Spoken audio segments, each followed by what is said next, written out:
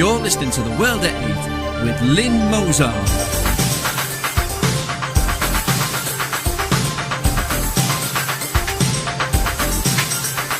The World at 8, the number one in nationalist news.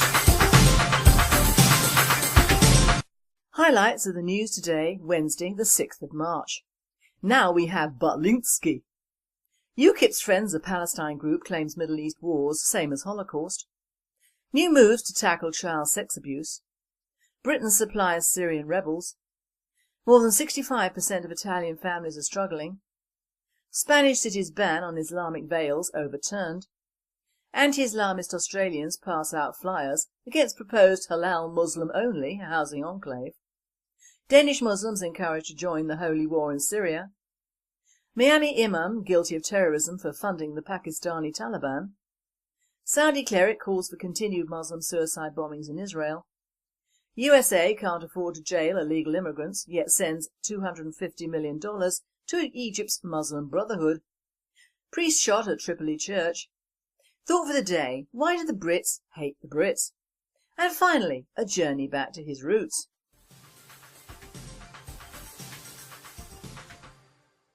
UK news. Butlinski. Butlins goes to Eastern Europe for staff while jobless Brits are told there's no work at the camps. The Sunday Mirror will have to forgive me, but their story is important, even for a red top.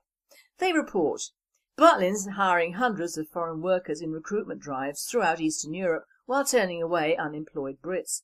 The holiday firm is advertising for minimum wage staff in Poland, Hungary, the Czech Republic, Lithuania, Latvia and Slovakia rather than hire jobless locals at its flagship camps. Another based in Hungarian capital Budapest, recruiting for the Minehead and Bognor Regis resorts, claimed, Butlins has hundreds of Hungarian workers who we've put there. Now we are looking for more. But they are not looking for more in their own country, and there is no recruitment drive in Britain. And at Minehead, Somerset, jobless local Jamie Cooper, 18, reacted angrily when told of the Butlins camp foreign recruitment drive. The all-telling comment came from the Job Bank, based in Brasov, Romania, and told to one of the Mirror's team. British employers prefer Poles and Romanians because British workers have a drink problem and are lazy. They are unreliable because they don't want to work. A World Date writer states, say what you will, but this is something any government that cares about its people would put a stop to. Sadly, we no longer have a national government, just an ever-growing European behemoth that is intent on destroying the very fabric of our British culture and society. There is more on this article in today's Thought for Today. UKIP's Friends of Palestine group claims ongoing Middle East conflict is the same as the Holocaust. One side has state-sponsored terrorism and, yes, innocent bystanders.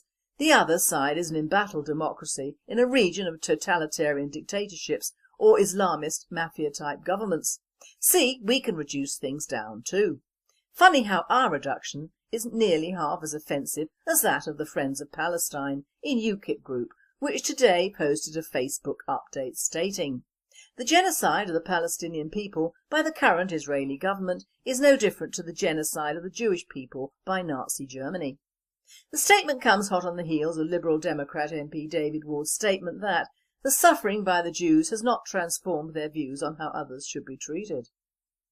To claim that the Holocaust, which was the eradication and systematic extermination of an entire race of people, is somehow akin to a complex and drawn-out international dispute between various actors is not only highly offensive, but seeks to trivialise the Holocaust and misinform the organisation's members on the conflict. New moves to tackle child sex abuse. In the wake of the Jimmy Savile affair, no pun intended, police and prosecutors are to radically change their handling, or not handling, of the manner in which sex abuse victims and their allegations are investigated. Police and prosecutors are to set up a special panel to review historic sex abuse allegations in the wake of the Jimmy Savile scandal. The measure is part of a radical overhaul designed to reform the way in which child sexual abuse in particular is handled within the criminal justice system. The Director of Public Prosecutions, Keir Starmer QC, told Sky News that there needed to be a national consensus over the proper approach the authorities should adopt in the investigation and prosecution of sex offences. A World Date reporter comments, a national consensus, The police and prosecutors just need to do the job the public pays them to do, not the job their distorted masters lead them to. Britain supplies Syrian rebels. Britain is to supply armoured vehicles and body armour to Syrian opposition forces as it steps up efforts to end a humanitarian crisis of catastrophic proportions, William Hague has said. The Foreign Secretary said he had ordered more active efforts after securing a relaxation of an EU arms embargo to allow the provision of non-lethal military equipment to protect civilians. A nationalist spokesperson says, "Protect civilians, excuse me. Armoured vehicles and body armour are used by combatants, in this case the rebels. Civilians will not be protected by this cynical move."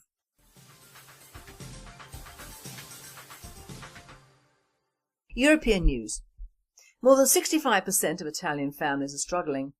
Italian news sources are writing that more than 65% of Italian families cannot make it to the end of the month with their current salaries, according to a report recently issued by the Bank of Italy. The alarm raised by the country's central bank said that those hardest hit are young families and renters whose monthly income is not sufficient to cover living expenses. Spanish city's ban on Islamic veils overturned. Major news sources are reporting that the Spanish Supreme Court has overturned the banning of Islamic veils, face coverings, in municipal buildings in the Catalonian town of Lleida. Lleida was the first Spanish town to impose such a ban and was quickly followed by Barcelona and other towns in Catalonia. A Muslim association, the Watani Liberty and Justice Association, appealed to the ban and it was briefly suspended by a regional court. The ban was later upheld and then appealed to the Spanish Supreme Court, who stated in their ruling that Lleida was not entitled to impose such a ban. It further ruled out that in line with Spanish and European rulings, such a prohibition must be based on a law which does not exist in Spain at present. Danish Muslims encouraged to join holy war in Syria. Danish Salafists support the Al-Nusra Front, an armed group close to Al-Qaeda, reports the Daily, which launched an investigation following the death in Syria of Slimane Haj, who was born to a Danish mother and an Algerian father. In courses, videos and internet communications, the Imam of the Kuba Amaga Mosque in southern Copenhagen is encouraging young Danish Muslims to take part in the jihad in Syria. On its website, the newspaper also reports that Salafist group Help for Syrian.dk, Help for Syria Denmark, is collecting money using a poster showing a young pistol-toting Muslim who is apparently willing to die for Allah.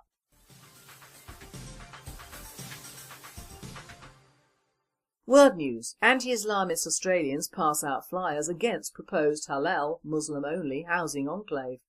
Residents have been bombarded with an anonymous anti-Islamic letter drop protesting against the proposed development of 150 houses by Catawba Homes in Riverstone and 30 in Showfields to start. On Islam, reported Revo Respect, Responsibility and Recognition founders Danielle Fragamelli and Caroline Parks said hundreds of flyers titled Future of Riverstone, a Muslim Enclave, as well as an 8-page booklet titled Islam Aggressive Religion, Totalitarian Political System, had been distributed. Ms Parks said, "We think the flyers will give residents a preconceived notion about the Islamic development which could be wrong. That's the idea." Controversial Dutch politician Geert Wilders also referred to the Muslim enclave in Riverstone during his speeches in Sydney last week. The distribution of anti-Islam letter protest plans to build a halal housing project in the northwestern suburb of Riverstone is inviting condemnations from the leftist dhimmis across the country for spreading bigotry against Muslims in their culturally diverse society. Many elderly people have told me they're scared about the proposed development because of the flyers, Danielle Fragamelli, one of the founders, said. Releasing the plans for the housing project last January, the developer, Catawba Homes, says the interest-free project will be Australia's very first project of its kind for the Muslim community. But opponents say the project could turn into a Muslim enclave in Australia and raise tension between Muslims and non-Muslims. Caroline Parks, the other founder of Revo Respect, condemned the flyers for spreading wrong notions about Islam. The project developer played down the impact of the flyers, rejecting the use of scaremongering tactics. "We're not worried about these anonymous flyers as we have had good discussions with the local Chamber of Commerce and a community group," Catawba Homes director Wajahat Rana said. "We are a business, not an Islamic organisation, and the people who are doing this are ignorant and trying to portray a bad reputation for Riverstone by using scaremongering tactics which will consequently have a poor economic outlook for Riverstone. Entitled Is Allah Like You?, the pamphlets depict a Muslim man physically abusing a woman and a child and an Islamic elder condoning the violence as acceptable in his faith. Our World at 18 find it interesting that this story broke as anti-Islam leaflet incites tension in Australia's Daily Telegraph in Sydney on Friday, the 1st of March 2013. On Monday the 4th of March 2013, the article is no longer available. The reasons given are: there's an error in the address or link you have entered in your browser, there's a technical issue and the page has not been properly published, the article was removed to comply with a legal order, it is an older article that has been removed from the site. Legal order or fear of Islam would seem the most likely, as we know it's not just we British who are subject to a biased media and government. Miami Imam guilty of terrorism for funding the Pakistani Taliban. A federal jury in the USA has found a Miami Muslim imam guilty on all 4 terrorism charges involving his financial support for the Pakistani Taliban, an enemy of the US and Western governments since 9/11.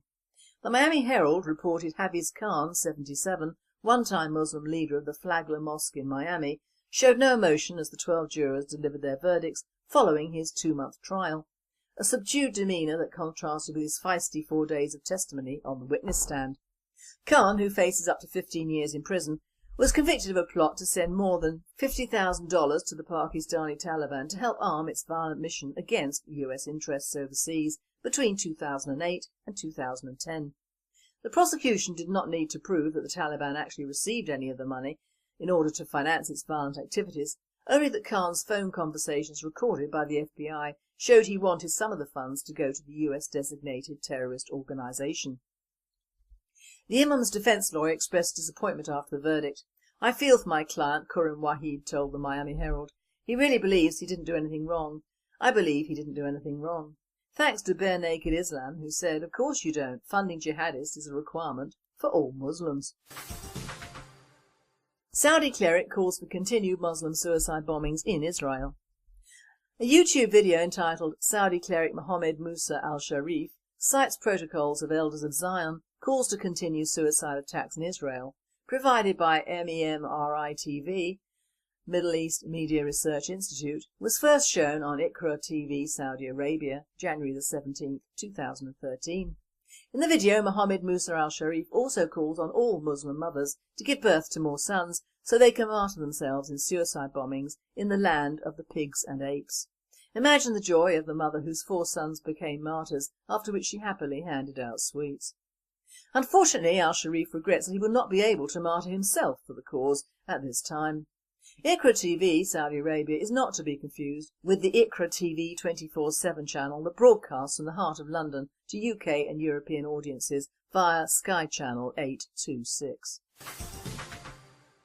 USA can't afford to jail illegal immigrants, yet sends $250 million to Egypt's Muslim Brotherhood. Janet Napolitano, Director of Homeland Security, claims that the Obama-initiated sequester is causing such budget headaches that she's been forced to release illegal aliens from jail. At the same time, John Kerry is in Egypt giving $250 million to the Muslim Brotherhood. World at 8 says, "It seems we aren't the only country to beggar ourselves in the name of foreign, or is it Muslim, aid." Priest shot at a Tripoli church. Even the Italian news downplays the seriousness of the situation of Christians in Libya, as the shooting of an Egyptian-born Catholic priest in Tripoli is mentioned under the headline, "Libya, ENI, gas flow not a problem, but situation unstable." So reads the headline from Ansamed, as they lead with, "Although the interruption of gas flows from Libya to Italy following clashes involving local militia at the ENI Melita oil field isn't worrying in terms of energy supply levels, the overall atmosphere of instability in Tripolitania and Cyrenaica doesn't bode well. Added to the tension is the attempted murder of an Egyptian-born Catholic priest in Tripoli, who was shot by an attacker wielding an AK-47. It's the first time that something like this has happened," said Monsignor Giovanni Martinelli, who, along with the police, is puzzled by the surprising attack. "In the country, the Salafi confuse the issue. They don't allow debate, they shoot. They invade, they kill. This type of Islam doesn't engage in dialogue," said Martinelli. Acts of intimidation against non-Muslims and in general Westerners in Benghazi are on the rise. World data not puzzle, this is what the world can expect from the not so benign intervention of Western governments to bring democracy to Islamic nations. Democracy is not replacing secular dictators with autocratic religious intolerance, it is destructive.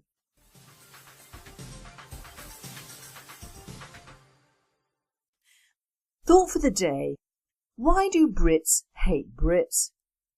I really never thought I would say this, but I've come to the conclusion that us Brits do not really like one another. I mean to say that we all expect the media, the establishment, corporations, banksters, councils and you name it, to despise the man in the street as being the chattering classes, but when it comes down to brass tacks, most of these institutions are manned by ordinary Brits like us. So ergo, Brits do not like Brits. Gone are the days of the jobs for the boys and the old school tie in most corporations and businesses, which is unfortunate in some ways because this has given way to a class system which has not gone away but merely evolved into something very odd. There's an almost Marxist attitude towards both the white working class and the white middle class workers of would-be employees, if you're lucky of course to either have a job or be interviewed for one. Gone are the days of a job for life, and those will never return. But British employers must hate their own countrymen because few of them will actually go on to employ their fellow Brits. We have two factions at work here on a huge socio-economic scale. The first one is the Marxist approach. If you're educated and white middle class, you will not be considered for a job that the interviewer thinks is below you. This effectively puts the interviewee on the back burner at once. It also effectively rules out the middle-class, middle-aged person seeking any job after redundancy because usually the only jobs available to those people are well below the pay grade they previously occupied and often imply to the part-time work now being encouraged by the government and various employers. The term "where do you see yourself in 5 years' time" is a well-planned out for most interviewers, as is age and class. I was always tempted to say, and in fact did say at one interview, when younger, well, not working for you. But of course I didn't want that job anyway. But now things are very bad in the job markets, so few people can be choosy over what they take on. So if you're white, middle-aged, middle-class and educated, beware the Marxist backlash. It will not be kind, especially if you're applying for a blue-collar position. This particular brand of interviewer probably came up the hard way and resents applicants which they, often quite wrongly, think have had it easy in the past. I remember an awful story about Pol Pot in Cambodia when he had everyone who wore glasses shot, that is men, women and children. Pol Pot reasoned that if they wore glasses, first of all they could afford glasses and secondly they could read books. This did not sit well with Mr. Pot, and the same line could be drawn from aspects of the French Revolution. Even the servants of the nobility were taken in the tumbrils, and these were the people who the revolution was supposed to help. It seems to be in a certain gene of humans that anyone who appears better off, better looking, richer and generally more anything than they are for the chop one way or the other, under the guise of being too posh, and we English excel at that one, although thankfully not at national level yet. The second string to this very nasty bow is the multicultural angle. Now this one is squirming its way about and through the roots of our society and government and all branches of industry, both corporate and ordinary businesses. It is one which the ordinary man in the street, who is neither well educated or posh or rich, can fight, which is why it's so very clever. The only people it helps are greedy employers and immigrant would-be employees. It turns Brit against Brit in the truest sense of the word, because it influences the way the indigenous peoples and families survive now and in the future in the UK. I was sent a snippet from our South East Information Officer and it tells a story, one that is sickening in its honesty, and you must realise that no one, absolutely no one, will pay for this or be hauled up in court. Butlins, that haven for the working classes, bless them, was brought about after the last war when it built its reputation with traditional and inexpensive holidays for working people. Butlins, which employs around 3,700 at 3 UK camps, celebrates its 77th birthday this year and has an annual revenue of around £180 million. And in an open hatred of its own people who have worked and attended holidays there for many years, It is advertising for staff in Eastern Europe. This is bad enough without the fact that they are turning away Brits from applying. This report was in the Mirror on Sunday and I will read some of the remarks. Butlins is hiring hundreds of foreign workers in recruitment drives throughout Eastern Europe while turning away unemployed Brits. The holiday firm is advertising for minimum wage staff from Poland, Hungary, the Czech Republic, Lithuania, Latvia and Slovakia rather than hire jobless locals at its flagship camps. One Polish recruitment agency, which has a contract with Butlins holding company Born Leisure, told Sunday Mirror investigators, "They tell us how many people they want to employ and we do the job and find them. There are lots of jobs to be had." Another based in Hungarian capital Budapest, recruiting for the Minehead and Bognor Regis resorts, claimed, "Butlins has hundreds of Hungarian workers who we've put there. Now we are looking for more."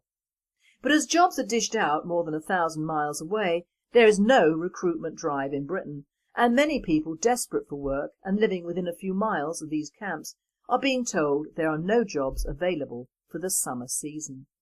Unemployed Zach Farrell, 19, who lives near the Skegness resort in Lincolnshire, said, "I have been unemployed for a year and have applied to Butlins for jobs 3 times in the last 9 months. They always say they're not recruiting at this time. I can't believe they would go out to Poland and recruit staff when there's so many young people desperate for work." Soon-to-be dad Zach added, "The town is full of young people who can't get a foot in the door. I need a job to provide for my family. It's outrageous they would take away that from local people by employing from abroad." At Minehead, Somerset, jobless Jamie Cooper, 18, reacted angrily when told of the Butlins camp's foreign recruitment drive. "I've just been to the job centre and they didn't mention jobs going at Butlins," he said. "Why aren't they advertising in the local job centre? It's ridiculous." A third recruitment agency, which could land a contract with Butlins next year when the EU floodgates open to Romanians and Bulgarian workers, believes it has the answer to that question. Job Bank, based in Brasov, Romania, claimed to one of the Mirror team, "British employers prefer Poles and Romanians because British workers have a drink problem and are lazy. They are unreliable because they don't want to work." Now personally, I think this is disgusting, and it is in fact racial hatred when you accuse one race, the Brits, of being drunk and unreliable. It's as simple as that, and it shows how a few remarks over a small section of our society can fall happily into the laps of greedy, stupid employers and even greedier employment agencies.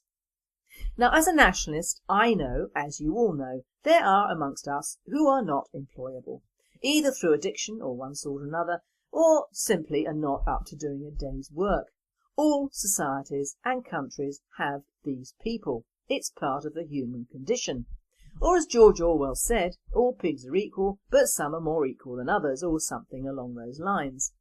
You cannot base an entire working population on those racist lines, because it is a statement over a race. So what do the Brits-hating Brits do? They go abroad for their workers, who apparently are just so much better than the Brits in all ways, don't drink and are on time. One answer to that could be the fact that most of these potential workers want to come to the UK anyway. Their own countries don't pay them money for children or support. Even if they only do 6 months' work in Butlins, decide it's below them, they know they can claim benefits and get their families into the UK on the spurious claims of summer working or whatever. Whilst our lazy Brits already living in the areas of these camps will have their benefits cut or reduced because they cannot get jobs that are not advertised for them. Who says we do not hate our own? The rumour of lazy drunken Brits has spread like wildfire because it feeds the multicultural ethno-cleansing in the workplace that is now occurring throughout this country. There are of course lazy drunken Brits, and the one thing I would comment on is that the Brits have not yet acquired the hungry aspect that many, if not all, of these Eastern Europeans have. You have to realise that all of these people come from countries which have been conquered and occupied by all and sundry over the centuries. Those lands have seen multiple famines and multiple governments and monarchs, Marxism, fascism, ethnic cleansings, dictators and rules and edicts that we thankfully in the UK have never seen. So many of the workers that will come have generations of hunger behind them, and anything, even working in Butlins, will suffice to get them to their promised land, the UK. Unlike many of our laid-back youth, they will attend the interview at the right time and be willing to work long and hard hours, whereas many of our youth, suckled at the breast of a second-rate university, will deem themselves too good for that and wait for the right job, which of course will never come up. These Eastern Europeans are a heaven-sent delight to greedy employers who'll work them to death. These people will have no rights and no recourse other than our benefit system when they leave. One must be grateful for the fact that Butlins does not have animals, because most of the cases of animal cruelty in circuses, farms and slaughterhouses are perpetrated by Eastern Europeans, to whom human life is cheap and animal life is cheaper. No, there is no excuse for this sort of advertising and bringing in of what is virtually slave labour. It keeps the costs down because they'll get less than the minimum wage, which is slowly going down in the UK because of immigrant workers anyway. Some years ago, when my youngest son left uni and he lived in Banbury, he was applying for local jobs, and agencies then were buying up cheap housing and putting in Polish and Eastern European labourers and workers, which sent the local housing prices down as well as the local employment for local people. This is clearly a practice which has expanded and is seeking to expand the immigration problem we already have in this country. If we yell long and hard enough that we Brits are incapable of working and keep importing foreign labour, we are condemning ourselves and our children to miserable lives. The only way you get a portion of the population working is to give them work. It isn't rocket science or economics. You give them work which they have to do in order to live above the poverty line. If employers used our own labour and gave them the chance to hone their skills, instead of spending money and giving bribes to the governments of these Eastern Europeans, providing them with houses over here and leaving their future to our state finances, the job market would improve, and maybe we could bring back some manufacturing to our country instead of providing work for Asia.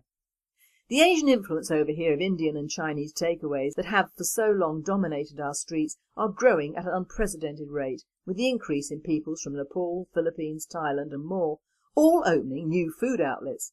And these people all employ their own people, not the Brits, and they never have. We have made a bad transition from Luddites to PC illiterates. All those out-of-work Brits have mobiles, televisions, PCs, laptops, computer games, Xboxes and God knows what else, all manufactured in Asia. Most new housing, if any, is built with foreign labour. All of our old established shops have given way to large empty malls, all of which sell foreign-made goods. We Brits must hate Britain and other Brits in order for this state of affairs to grow over the last 30 years. How can our own people work in a climate of dislike for their own and an almost childlike acceptance of the fast-growing Eastern European and Asian inroads into our work base? If our own employers do not want Brits, how can we expect to expand or accommodate our working population with the ever-increasing closure of long-established retail shops and the gradual erosion of our high streets into third-world ghettos? And all the while, greedy British employers are fuelling the flames of our poverty by bringing in vast numbers of foreigners who will not only breed but cash in on our benefit system in the end, whilst of course sending all their money home to those relations in their own country. Britain does not benefit in any way from foreign labour. Our workers do not benefit. Our country does not benefit. The only people who do are the employers, who should be deemed as traitors to their country and their kind.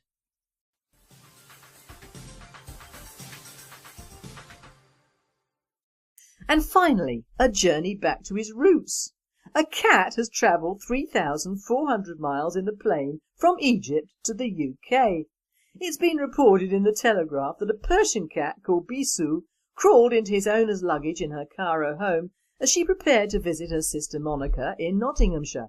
His owner, Mervat Sweetie, only realised her pet was in her luggage while she was in a taxi on the M1 up to Notts, after the 6-hour flight to Heathrow, when a relative rang her from Cairo to say her pet was missing. Bisou survived unscathed, being thrown about by baggage handlers not known for their caring attitude towards passengers' luggage, let alone in Cairo airport, and Monica, 40, said, "How could he survive? At the airport the cases could have been thrown and banged about. Mervat, 42, returned to Egypt after spending a few weeks staying at a flat in Mapoli and visiting her sister, but Bisou has had to remain in quarantine at Calagram Kennels in Chesterfield, where he is still awaiting the all-clear to be shipped safely back to Egypt in the summer. Mike Binks, owner of the centre, described the cat's adventures as a miracle. This presenter says Bisou's travels are retrograde in a sense, as the domesticated cat originated in Egypt, and Bisou unwillingly left his roots to explore.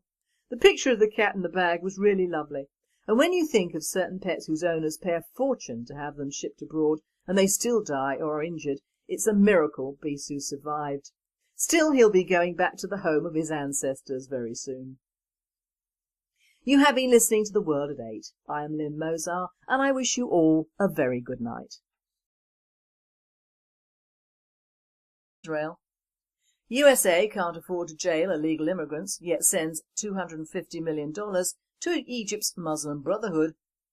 Priest shot at Tripoli church. Thought for the day, why do the Brits hate the Brits?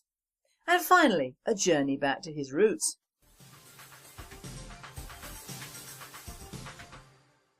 UK News. Butlinski.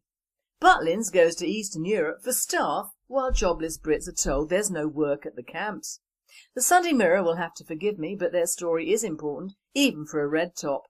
They report, Butlins hiring hundreds of foreign workers in recruitment drives throughout Eastern Europe while turning away unemployed Brits.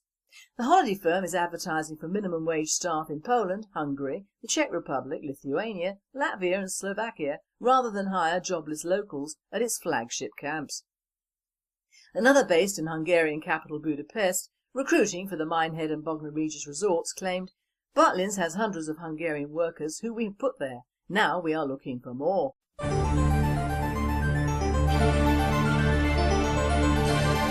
You're listening to The World at 8 with Lynn Mozart.